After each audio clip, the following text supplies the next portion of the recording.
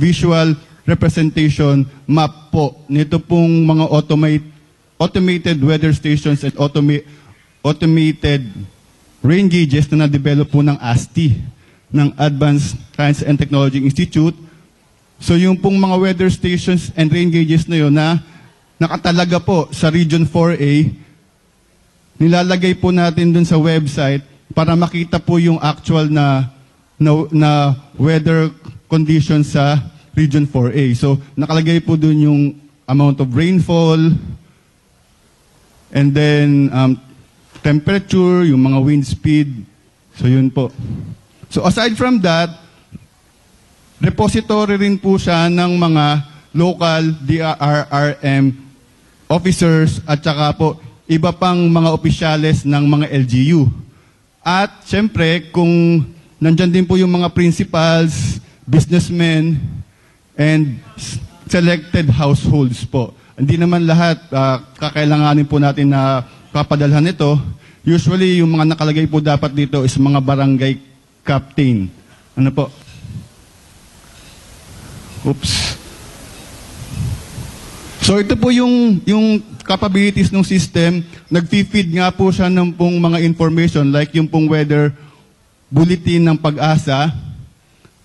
Sinesend po niya ito through text message, at the same time, available din po siya online dun sa website po nitong system na to. Bakit po natin siya ginagawa na gano'n? Dahil para maabisuhan natin itong mga local DRRM officers sa barangay kung ano po ang dapat na gagawin nila. Let's say medyo malakas na pala yung bagyo dito sa atin, ay dapat tayo ay magplano ng lumikas. Ano po? Siya rin po nga po ay nagagather ng mga weather updates dito sa mga automated weather stations, automatic rain gauges ng ASTI. Nagko-collect, siya rin po ay nagsiserve as public warning and announcement device po. Since dito po natin kino-course through kung ano-ano man yung mga announcement na gusto nating ipaalam sa ating mamamayan. So, paano po yung nangyayari dun sa loob po ng sistema? So, yung pong from the start po, yung pong LGU is mag-i-input siya doon sa ating system. So, meron po siya doon na back-end ng system kung saan doon natin ikinakarga itong mga impormasyon na ating ipapadala sa ating mga recipients. Oops.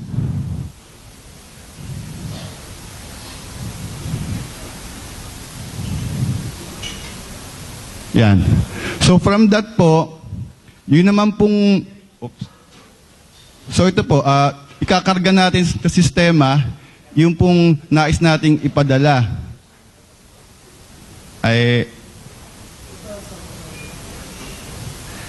Ayan.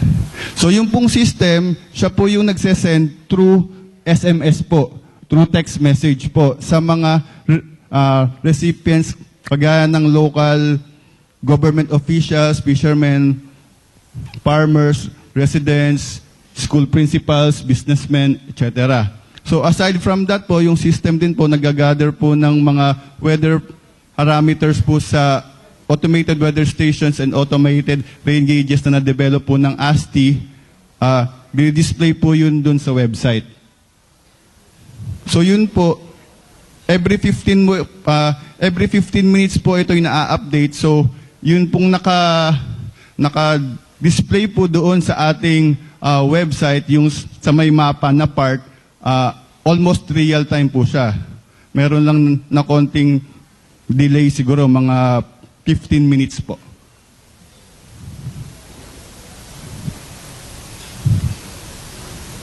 So ano po yung benepisyo dito sa sistemang ito?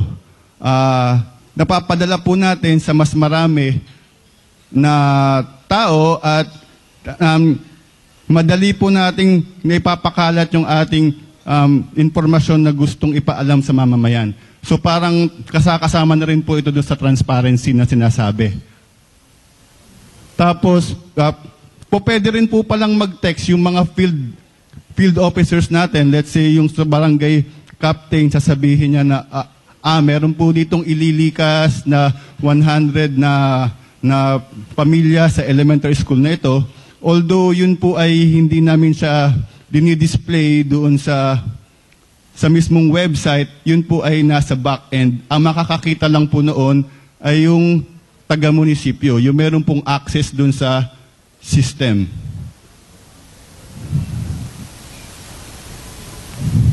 So ano po, just in case mag-a-adapt po yung mga CEC, since yun nga pong pinatarget namin na magbe-benefit dito sa project na ito ay mga CECs po, yung mga operational pong CECs, ito po ang counterpart ng mga CECs.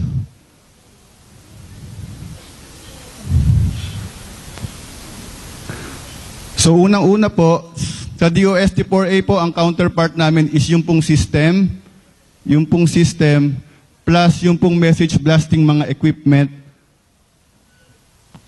Kami rin po yung mag-i-install, magko-configure, magte-test, and yung technical support po, just in case masira po yung pong, or magka-problema po yung system, kami po yung gagawa noon, and yung project monitoring and evaluation. Tsaka po yung mismong implementation po nito pong project. Yung pong LGU, ang counterpart po ng LGU or yung pong CEC, particularly yung CEC, dapat po magde-dedicate po sila ng 2 computer, at least po 2 computer, preferably po ay branded at bago. Pero pwede rin naman pong hindi bago, basta't wag lang pong obsolete or yung pong Pentium 4 pa yata yun. Wag naman po ganun. Pwede po siguro yung sa Core 2 Duo, at medyo malaki-laki po ng kaunti yung hard disk tsaka yung memory. Siguro yung mga 2 gig or 1 gig, wag na lang po sana yung Pentium 4 kasi po baka po tayo hindi po katakbo ng maayos itong ating sistema. Kakailanganin din po meron po na internet connection yung pong munisipyo o yung pong CEC, dapat po 24 hours na available po yung pong internet, and meron po sana na public IP address. Ano po ang public IP address? Ito po yung type ng subscription. So kung meron po kayo na DSL na subscription, kasama po ito doon. Ito po is a feature of your subscription na kung meron kang ilalagay o i-configure na website and maglalagay ho kayo ng website doon, ay ma-access po sa labas. Ma-access po ng taong bayan. So, ibig kong sabihin, kung meron po kayo na carmona.gov.ph, ibig sabihin po nun, para maging accessible siya sa labas, sa internet, ay naka-public IP po iyon. Or else, hindi po siya ma-access ng taong bayan. Dapat din po meron kayong Globe and Smart na postpaid only text subscription. Only text subscription po. Pwede rin naman po na Globe lang. Yung po kasing Globe, meron siyang only text all network po yata, parang 600 per month. Pero yung pong recommended namin is Smart and Globe dahil para mas mabilis po yung pong ating pagsisend ng mga information. So yan po, sila din po siyempre yung pong in charge dun sa mga information na ipapadala. Ito po yung itsura, yung pong example na ito po yung sa Carmona. So nandiyan po yung weather map. Ito po yung weather map niya. Ibig sabihin, dyan po nakalagay yung mga automated rain gauge and automated weather stations na naikabit po ng ASTI at Pag-asa. Andito po yung feedback nung mga mga registered recipients o yung mga MDRRMO po nyo. Community announcement, disaster updates po, farming, civic welfare. pwede rin po pala kayo mag-post ng inyong